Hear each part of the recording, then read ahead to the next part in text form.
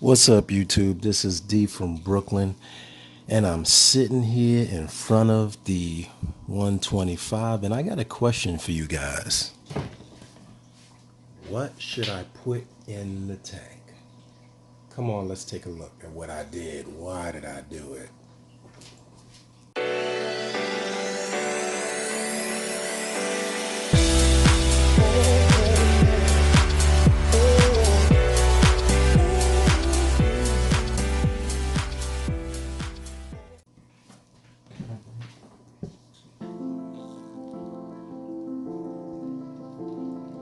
People, the tank is looking pretty empty, man. I have taken all those big, overgrown soft corals out of the tank, and it has left me with a lot of space to do whatever I want to do. Now, the reason why I did this is you should have saw that in like 2 videos ago. So if you're not a subscriber, click the subscribe button now, because analytics likes that kind of stuff. You know me, the people that know me say, I don't really care about numbers. I'm about sharing and learning and caring. Sharing is caring. That's my thing.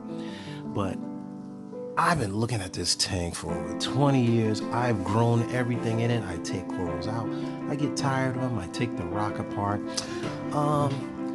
One of my friends, Steve, takes his 180 down every couple of years. I mean, takes it apart, cleans the sand, does a whole refresh on the whole tank. So it got me thinking a while ago, man, when you have tanks running over a couple of years, you get some really nasty stuff in there.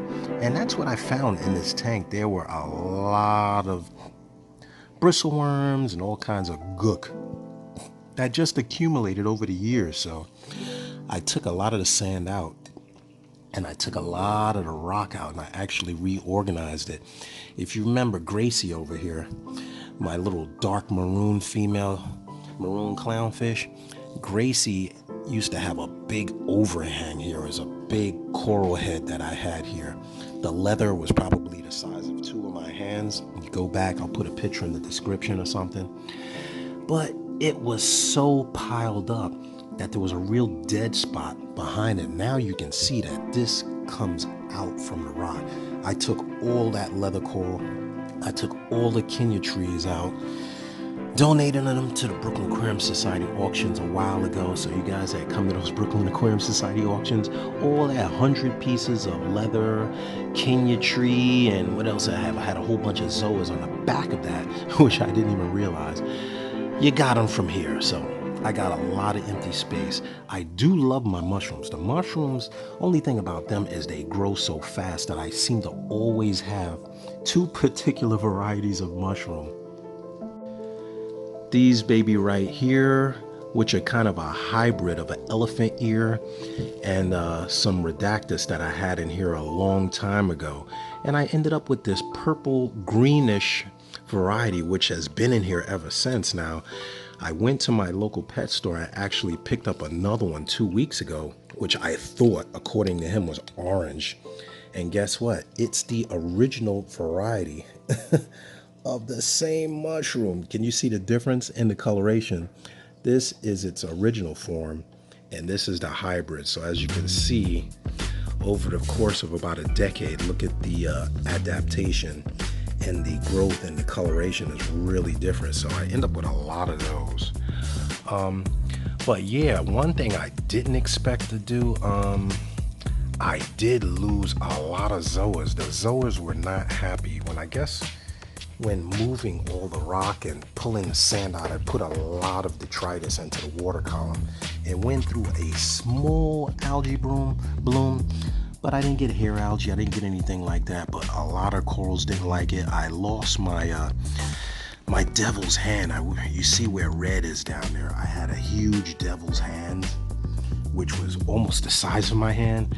He didn't rebound. I have some pieces of him. There's one piece over there. I had another one that fell down here somewhere. The fish do also take a liking to knocking crap around. The pallies are coming back. This was all pallies.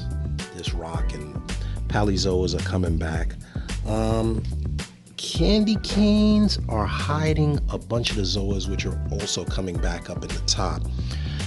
So they'll probably spread again, but I don't know why the zoas did not like when I started pulling those leathers out. And one thing you got to know about leathers is they also release a lot of toxins when they're stressed out. So if you plan on keeping a soft coral tank, keep that in mind, that leathers can be a friend and an enemy.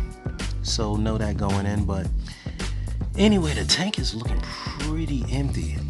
So I'm going to be just looking at which pieces I'm going to put back in here. Another thing that I ran into is I bought a beautiful candy cane coral. It had about 4 heads on it, and I put it in this corner here, and Red decided to kick a whole bunch of sand on it, and it's pretty much buried. He buried it. You can see this freshly dug pile. He kicked all of the sand from here into this big hill. You can see a little piece of I guess that's a piece of another coral that's buried. I have to dig that out. So the fish kind of get attitudes. He wants his spot, and part of it is these guys have been paired up for a while, and it looks like with the change in temperatures, they may be going into a breeding mode. So they don't like it when I have my hands in their little breeding area, and you can see him kind of looking at a spot up there, which I'm hoping maybe they'll be able to raise some fry. There's no odds that I'm going to be able to pull them out, because I'll pull that whole structure down in the process. But yeah, my pride and joy are my fish. I'm not a hard coral guy. I've grown SPS and LPS in my nano tanks, easy peasy. Go back, check out the playlist, the old videos, and you'll see that. But yeah, it's so funny that after all these years, it is a lot of rock. I took about 40 pounds of rock out, and you can see the clearing in behind the rock. A lot of space for circulation, so you don't get the headaches of dead spots. But then again, what do you do with that empty space? So I may be changing that a little bit. Another thing that I like having the space behind there is that the fish are not as fearful as me walking around the tank. I can walk around here, they'll jot in, and they'll just come right back out, because they have pretty much free swimming space behind the rock and in front of the rock. So leave your comments below. I did donate a lot of the coral to Little J. Little J, shout out to Little J. He was building his own system. I had a whole bunch of equipment in my reserve, as we call them in the hobby, in the reserve. So I am giving him some of the corals. I have some zoas in there. I have zoas in there. Down here, you saw in my other video, I pulled out the mushrooms. I got them in my little makeshift DIY containers. You can see they're attaching to the rock. This is how I do it. I put them in these little containers. I cut some circulatory holes in it so I can drop pellets in it. And yes, the corals do like to be fed. I drop the little tiny micro pellets if I have them here. They're made by Ocean Nutrition.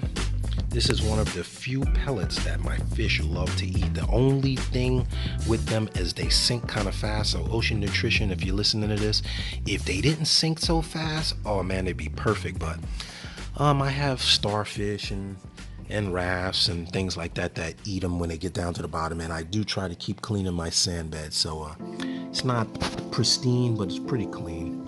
You can see the difference between where Gracie cleans the sand and where I clean the sand. And I also, from years ago when I first started this tank, I had crushed coral in here. So you guys been in the tank 3 years, 4 years, 5 years, you don't know about crushed coral. This is like a 15 and 20 year back thing when crushed coral was all the rage. And apparently in the back of the tank there was still crushed coral. So these guys tend to move around stuff and dig it up and do what they want, and that is what it is. I have a bunch of purples that I like the purple mushrooms. Yes, it's a mushroom tank. All you guys that are gonna beat me up, oh, all he does is keep this easy stuff. Well, guess what? I keep what I like. I like purple, I like color, I like corals that in the spur of the moment, if I got a new hobbyist that wants to get into the hobby, I can pluck one of these easy corals off, frag it, make a little brick. I have leathers. I can easily get him started in the hobby with something that I know he'll be successful with.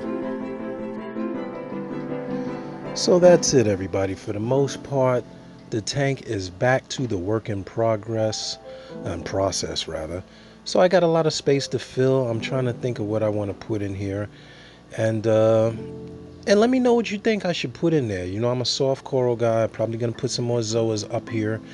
Hide this overflow box. My tank is old school, so I gotta hide some stuff. And while I'm talking about the tank, I want to give a shout out to Nurse Mary. Nurse Mary sent me these awesome stickers. She's a hobbyist, and I want to support our necessary, I don't want to call them the same thing, but our emergency healthcare workers that are making the world safe for everybody and taking all the risks that nobody else wants to take. So shout out to Mary. If I can put a link to her reefing channel, I will in the description below. So till next time, I'm gonna wrap it up. This is D. Sharing is Karen. Check out the Brooklyn Aquarium Society at basny.org, or check out our Facebook page, Brooklyn Aquarium Society on Facebook. I look forward to talking to all you guys, and hit us up on the Reef Collective Saturday night at 9 o'clock. So I'm going to sign out. Love, peace, and hair grease. This is D, and I'm out.